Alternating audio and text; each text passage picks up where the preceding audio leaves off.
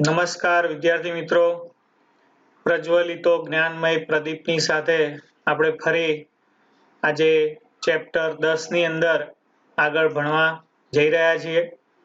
અગાઉ આપણે સમતલ અરીસાની વાત કરી હતી. આજે આપણે ગોલીય અરીસાની વાત કરવાની છે. વિદ્યાર્થી મિત્રો, ગોલીય અરીસો અને તેના પ્રકારો આવો આપણો મુદ્દો છે. તો અરીસો જે અરીસાની પરાવર્તક સપાટી ગોળાકાર હોય તેને આપણે ગોલીય અરીસો કહીએ છીએ. જે અરીસાની પરાવર્તક સપાટી ગોળાકાર હોય તેને આપણે ગોલીય અરીસો તરીકે ઓળખીએ છીએ. જેના બે પ્રકાર છે, અંતઃગોળ અરીસો અને બહિગોળ અરીસો. જો વિદ્યાર્થી મિત્રો, અહીંયા આકૃતિઓ તમારે દોરવાની છે, ધ્યાનપૂર્વક દોરવાની છે, એટલે સમજી લેજો. અહીંયા આપણે પહેલા એક ગોળ દોરવાનું છે. ગોળ દોર્યા પછી આટલો ભાગ જે છે એનો કપાઈ ગયો, સમજી લો. આટલો જે ભાગ છે એનો કપાઈ ગયો, તો આટલો ભાગ જે ગોળાકાર છે એ ગોલીય અરીસા તરીકે આપણે લીધો છે. એમાં આજે આપણે અહીંયા આ સાઈડમાં લીટા કર્યા છે એ પરાવર્તક સપાટી નથી, જ્યારે અંદરની સપાટી જે છે તે પરાવર્તક છે. તો આ થયો અંતઃગોળ અરીસો. જે અંદરની સપાટી કેવી છે? પરાવર્તક સપાટી છે. અહીંયા આકૃતિમાં સેમ વસ્તુ છે. આપણે અહીંયા ગોળ દોર્યું છે, જેમાં આટલો ભાગ આપણે ધ્યાનમાં લેવાનો નથી, જે એનો કપાઈ ગયેલો ભાગ છે. અહીંયા જે આ ભાગ છે, જેમાં અંદરના ભાગમાં આપણે અહીંયા લીટા કર્યા છે, એટલે એ ભાગ પરાવર્તક નથી, જ્યારે બહારનો ભાગ જે છે તે પરાવર્તક છે. તો અહીંયા બે પ્રકાર પડે છે, અંતઃગોળ અરીસો અને બહિગોળ અરીસો. આ બધી જે સંજ્ઞાઓ છે સી, એફ, પી, આ બધા વિશે હું તમને આગળ સમજાવું છું. તો અહીંયા આપણે પહેલા વ્યાખ્યા જોઈ લઈએ. અહીંયા પહેલા આકૃતિ આપણે સમજી લીધી. અંતઃગોળ અરીસો જે અંદરની સપાટી પરાવર્તક છે, બહિગોળ અરીસો જે બહારની સપાટી કેવી છે? પરાવર્તક છે. તો ગોલીય અરીસાની પરાવર્તક સપાટી અંદરની ગોળાકાર હોય, જે અંદરની સપાટી કેવી હોય? ગોળાકાર હોય, તે અરીસાને અંતઃગોળ અરીસો કહે છે.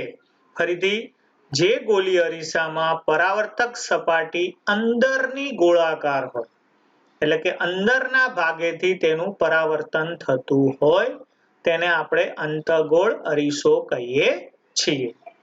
એવી જ રીતે વિદ્યાર્થી મિત્રો, ગોલીય અરીસાની પરાવર્તક સપાટી બહારની ગોળાકાર હોય તેને આપણે બહિગોળ અરીસો કહીએ છીએ.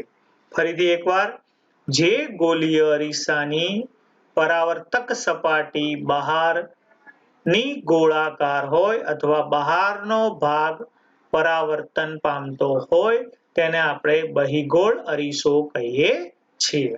તો આ થઈ એની બે વ્યાખ્યાઓ, અંતઃગોળ અરીસો અને બહિગોળ અરીસો. આજે આપણે અંતઃગોળ અરીસો અને બહિગોળ અરીસાની વાત કરવાના છીએ. એની સાથે સાથે તેને સમજવા માટે કેટલીક વ્યાખ્યાઓ છે. આપણે આકૃતિઓ દોરવાની છે, પુષ્કળ આકૃતિ દોરવાની છે.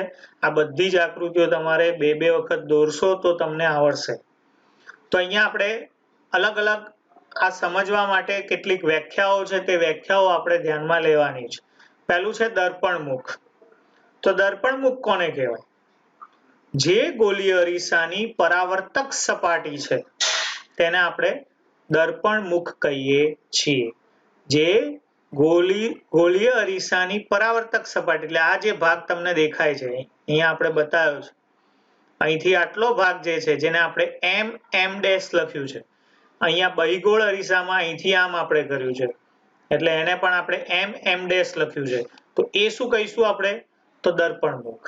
બરાબર, જે ગોલીય અરીસાની પરાવર્તક સપાટી છે જેને આપણે દર્પણમુખ કહીએ છીએ. ત્યારબાદ છે ધ્રુવ. ધ્રુવની સંજ્ઞા પી છે. આ સંજ્ઞાઓ તમારે ખાસ યાદ રાખવાની છે, સંજ્ઞાઓ બદલાય નહીં અને બદલવાની નથી. ધ્રુવ માટે પી, અહીંયા તમને બતાવી દઉં કે પી અહીંયા આપણે બતાવ્યું છે. મધ્યમાં અહીંયા પણ અહીંયા P બતાવ્યું છે, આ જે P છે તો અહીંયા ગોલીય અરીસાની પરાવર્તક સપાટીના મધ્ય બિંદુને ધ્રુવ કહે છે. ફરીથી એકવાર, ગોલીય અરીસાની પરાવર્તક સપાટીના મધ્ય બિંદુને ધ્રુવ કહે છે. તો આ થઈ ધ્રુવની વાત, જેને આપણે P કહીએ છીએ. આ તમે જોઈ શકો છો, આ પરાવર્તક સપાટી છે, દર્પણમુખ M ડેશ છે, એના મધ્યમાં રહેલું આ બિંદુ જેને આપણે P કહીએ છીએ. આ P એટલે કોણ છે? તો ધ્રુવ છે. બીજી વ્યાખ્યા જોઈએ આપણે, મુખ્ય અક્ષ. તો મુખ્ય અક્ષ એટલે શું? તો ગોલીય અરીસામાં ધ્રુવમાંથી પસાર થતી કાલ્પનિક રેખાને મુખ્ય અક્ષ કહે છે. P માંથી પસાર થતી કાલ્પનિક રેખાને, અહીંયા તમે જોઈ શકો છો કે આ P જે છે સીધી રેખા અહીંયા બતાવી છે. તો આ સીધી રેખા જે છે કોણ છે? તો એ ધ્રુવ છે. અહીંથી આપણે આ P માંથી પસાર થતી આ સીધી રેખા જે છે એ કોણ છે? તો ધ્રુવ છે. એ મુખ્ય અક્ષ છે.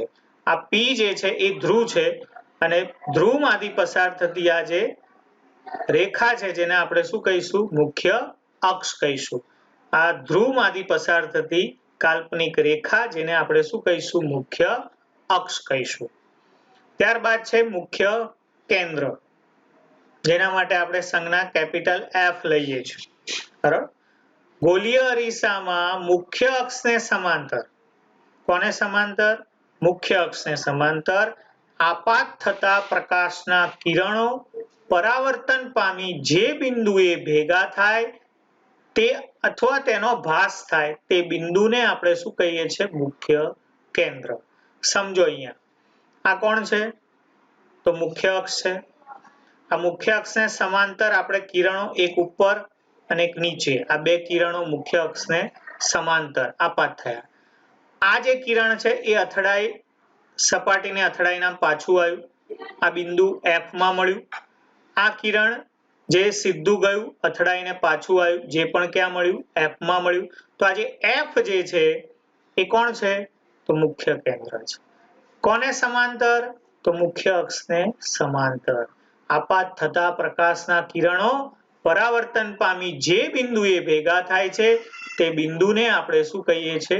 મુખ્ય કેન્દ્ર, જેને આપણે F તરીકે ઓળખીએ છીએ. ઓકે.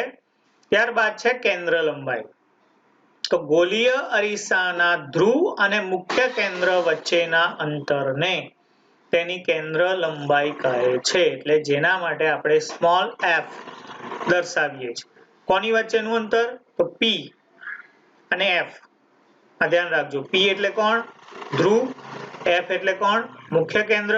તો P અને F વચ્ચેનું જે અંતર છે, અહીંયાથી આટલું જે અંતર છે જેને આપણે શું કહીશું? તો કેન્દ્ર લંબાઈ. અને તેના માટે શું છે? સ્મોલ f એની સંજ્ઞા છે. ત્યારબાદ છે વક્રતા કેન્દ્ર. તો ગોલીય અરીસાની જે કાલ્પનિક ગોળો છે, અહીંયા આપણે આ ગોળો બતાવ્યો છે, કાલ્પનિક શું છે? એક ગોળો છે. અને કાલ્પનિક ગોળામાં જે કપાયેલો ભાગ હોય, આટલો ભાગ કપાઈ ગયો છે, અહીંથી આટલો ભાગ આપણે દૂર કરી દીધો, અને તે ગોળાનું જે કેન્દ્ર છે, સમજો કે આખો ગોળો છે એનું કેન્દ્ર આ છે, એવી જ રીતે આ જે આખો ગોળો છે એનું કેન્દ્ર આ છે. ગોળાનું જે કેન્દ્ર છે તે ગોળાના કેન્દ્રને તેની વક્રતા કેન્દ્ર C કહે છે. તો વક્રતા કેન્દ્ર માટે સંજ્ઞા C લઈશું. ફરીથી એકવાર વ્યાખ્યા બોલું છું. જે ગોલીય અરીસામાં જે કાલ્પનિક ગોળો છે તેમાં કપાયેલો જે ભાગ છે તે કપાયેલા ભાગમાં જે ગોળાનું જે કેન્દ્ર છે તે જ ગોળાના કેન્દ્રને આપણે અરીસાનું શું કહીએ છીએ? વક્રતા કેન્દ્ર C કહીએ છીએ. એટલે આ ગોળાના કેન્દ્રને જ આપણે અરીસાનું શું કહીએ છીએ? વક્રતા કેન્દ્ર. તેવી જ રીતે વક્રતા ત્રિજ્યા. તો વક્રતા ત્રિજ્યા એટલે શું? તો ગોલીય અરીસામાં ધ્રુવ અને વક્રતા કેન્દ્ર વચ્ચેનું જે અંતર છે તેને આપણે શું કહીશું? વક્રતા ત્રિજ્યા. જેના માટે R સંજ્ઞા લઈએ છીએ આપણે, કેપિટલ R. આ યાદ રાખજો. કોની વચ્ચેનું માપ? તો પી. પી એટલે કોણ? ધ્રુવ. સી એટલે કોણ? વક્રતા કેન્દ્ર. તો કોની કોની વચ્ચેનું થયું? તો પી અને સી વચ્ચેનું જે અંતર છે જેને આપણે શું કહીશું? તો વક્રતા ત્રિજ્યા તરીકે આપણે ઓળખીએ છીએ. એની બીજી પણ એક વ્યાખ્યા છે. જે ગોલીય અરીસાના કાલ્પનિક ગોળામાં રહેલી જે તેની ત્રિજ્યા છે. આ એક ગોળો છે.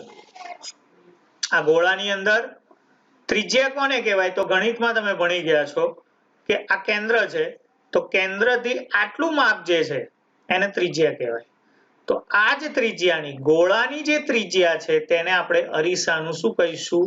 વક્રતા ત્રિજ્યા. તો અહીંથી આટલું માપ, કેટલું માપ? સી થી પી વચ્ચેનું, પી થી સી વચ્ચેનું આ જે માપ છે જેને આપણે શું કહીશું? તો વક્રતા ત્રિજ્યા કહીશું. જેના માટે સંજ્ઞા આપણે આર વાપરીએ છીએ. શું વાપરીએ છીએ? આર. કેપિટલ આર એ વક્રતા ત્રિજ્યાની શું છે? સંજ્ઞા છે. આ યાદ રાખજો. અહીંયા આપણે કેન્દ્ર લંબાઈ શીખી ગયા જેને આપણે એફ કહીએ છીએ. સમજો કે આપણો આ ગોળો છે જેમાં પી એટલે ધ્રુવ છે, સી એટલે વક્રતા કેન્દ્ર છે. હવે પી અને સી ના મધ્યમાં જો એફ છે, સમજી લો કે પી અને સી ના મધ્યમાં જો શું છે? એફ છે. તો શું થશે? તો પી એફ આ જે માપ છે પી એફ નું મૂલ્ય એનું અંતર એટલે કોણ? તો કેન્દ્ર લંબાઈ. આ પી એફ નું મૂલ્ય એનું અંતર એટલે કોણ? કેન્દ્ર લંબાઈ સ્મોલ એફ. અને પીસી વચ્ચેનું મૂલ્ય, પીસી વચ્ચેનું મૂલ્ય એટલે કોણ? તો વક્રતા ત્રિજ્યા. તો અહીંયા પીસી ના મધ્યમાં કોણ છે? તો એફ છે. પીસી ના મધ્યમાં કોણ છે? એફ છે. માટે અહીંયા શું થશે? સ્મોલ એફ બરાબર આર છેદમાં 2 અથવા તો આર બરાબર 2f. કારણ કે સમજો કે એક્ઝામ્પલ આપું કે પીએફ જે છે એનું માપ 5 છે, તો પીસી નું માપ કેટલું થશે? તો 10 થશે. ખ્યાલ આવી ગયો? પીસી નું માપ 10 છે તો પીએફ નું માપ કેટલું થશે? 5 થશે. તો આ રીતે યાદ રાખવાનું છે આ સૂત્ર. પણ આવું ક્યારે થશે? દરેક આકૃતિમાં આવું થશે નહીં. જ્યારે પી અને સી ની મધ્યમાં એફ હોય એટલે કે મુખ્ય કેન્દ્ર એના મધ્યમાં હોય ત્યારે જ આ વસ્તુ આપણને જોવા મળશે. આ સૂત્ર ફરીથી એકવાર યાદ રાખજો વિદ્યાર્થી મિત્રો. એફ બરાબર આર છેદમાં 2. એફ એટલે કેન્દ્ર લંબાઈ બરાબર વક્રતા ત્રિજ્યા ભાગ્યા 2 અથવા તો આર બરાબર 2f. આર એટલે વક્રતા ત્રિજ્યા બરાબર 2 ગુણ્યા કેન્દ્ર લંબાઈ. બરાબર? તો આ બધી વ્યાખ્યાઓ છે જે તમારે યાદ રાખવાની છે. ફરીથી એકવાર દર્પણમુખ. તો આ જે ભાગ છે પરાવર્તક સપાટી છે જેને આપણે દર્પણમુખ કહીશું. ધ્રુવ તો આ જે કેન્દ્ર છે અરીસાનું કેન્દ્ર જેને આપણે ધ્રુવ કહીશું. મુખ્ય અક્ષ એટલે કે પી માંથી પસાર થતી કાલ્પનિક રેખા જેને આપણે મુખ્ય અક્ષ કહીશું, જે હંમેશા સીધી જ હોય. મુખ્ય અક્ષમાંથી પ્રકાશનું કિરણ સીધે સીધું શું થઈ જાય? પસાર થઈ જાય. ત્યારબાદ છે મુખ્ય કેન્દ્ર. તો મુખ્ય અક્ષને સમાંતર આપાત થતા કિરણો એ અથડાઈને પાછા આવશે, પરાવર્તન પામશે અને જે બિંદુમાં મળે તેને આપણે મુખ્ય કેન્દ્ર કહીશું. ત્યારબાદ કેન્દ્ર લંબાઈ. તો પી અને એફ વચ્ચેનું અંતર આટલું માપ જે છે પી એફ નું મૂલ્ય તેનું અંતર જેને કહીશું કેન્દ્ર લંબાઈ. વક્રતા કેન્દ્ર. તો વક્રતા કેન્દ્ર એટલે આ જે આપણો ગોળો છે આ ગોળાના કેન્દ્રને જ આપણે અરીસાનું વક્રતા કેન્દ્ર સી કહીએ છીએ. અને વક્રતા ત્રિજ્યા. તો આ ગોળાની જે ત્રિજ્યા છે જેમ કે આ આટલું માપ જે છે પીસી એ ગોળાની શું થઈ? ત્રિજ્યા થઈ. એટલે કે પી એટલે ધ્રુવ, સી એટલે વક્રતા કેન્દ્ર અને તેનું વચ્ચેનું અંતર જેને કહેવાય વક્રતા ત્રિજ્યા, જેને આપણે આર તરીકે ઓળખીએ છીએ. તો આ બધી વ્યાખ્યાઓ આપણે દરેક આકૃતિમાં આવશે. દરેક આકૃતિમાં બધી સંજ્ઞાઓ આ બધી વ્યાખ્યાઓની જરૂર પડશે. માટે ફરીથી આ બધી સંજ્ઞાઓ તમે યાદ કરી લેજો. પી એટલે ધ્રુવ, F એટલે મુખ્ય કેન્દ્ર, C એટલે વક્રતા કેન્દ્ર અને R એટલે કોણ તો વક્રતા ત્રિજ્યા અને સ્મોલ f એટલે કોણ તો કેન્દ્ર લંબાઈ. ઓકે વિદ્યાર્થી મિત્રો, આપણે ઘણી બધી આકૃતિઓ દોરવાની છે, તો આકૃતિ માટે કયું કિરણ કેવી રીતે જાય છે તેને આપણે સમજવું પડે. તો ગોળીય અરીસા વડે જે પ્રતિબિંબ આપણને મળશે તેમાં આપણને અલગ અલગ કિરણોની માહિતી આપણને મળવી જોઈએ. તો આ કિરણાકૃતિ, આ જે આકૃતિઓ છે તમારે બે વખત, ઓછામાં ઓછી 2 વખત દોરવાની છે અને તે વારંવાર દોરશો તો તમને ક્લિયર થશે. તો અહીંયા બંને આપણે અરીસો બતાવ્યો છે. આ જે છે અંતઃગોળ અરીસો છે, આ છે બહિગોળ અરીસો છે. અહીંયા તમે સંજ્ઞાઓ હવે સમજી ચૂક્યા છો. P એટલે ધ્રુવ, F એટલે મુખ્ય કેન્દ્ર, C એટલે વક્રતા કેન્દ્ર. તો અહીંયા પહેલી આકૃતિ છે જેમાં આપાત કિરણ મુખ્ય અક્ષને સમાંતર છે. તો પ્રતિબિંબ પરાવર્તિત કિરણ જે છે, જે પાછું આવતું કિરણ છે તે મુખ્ય કેન્દ્ર F માંથી શું થશે પસાર થશે. આ ધ્યાન રાખજો, પહેલી આકૃતિની આ વાત છે. આ જુઓ આપાત કિરણ મુખ્ય અક્ષને સમાંતર, આ મુખ્ય અક્ષ છે, મુખ્ય અક્ષને સમાંતર કોણ છે આપાત કિરણ. આ જે અથડાઈને પાછું આવ્યું પરાવર્તિત કિરણ જે મુખ્ય કેન્દ્ર F માંથી પસાર થાય. દરેક આકૃતિમાં ધ્યાન રાખવાનું છે. ફરી એકવાર, આપાત કિરણ શું થશે તો મુખ્ય અક્ષને સમાંતર, પરાવર્તિત કિરણ મુખ્ય કેન્દ્રમાંથી શું થયું પસાર થયું.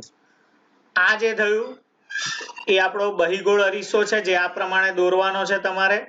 જે આપાત કિરણ જે આપાત થયું અથડાઈને આમ જશે, દૂર જશે, પણ એને આપણે પાછળ લંબાવવાનું છે.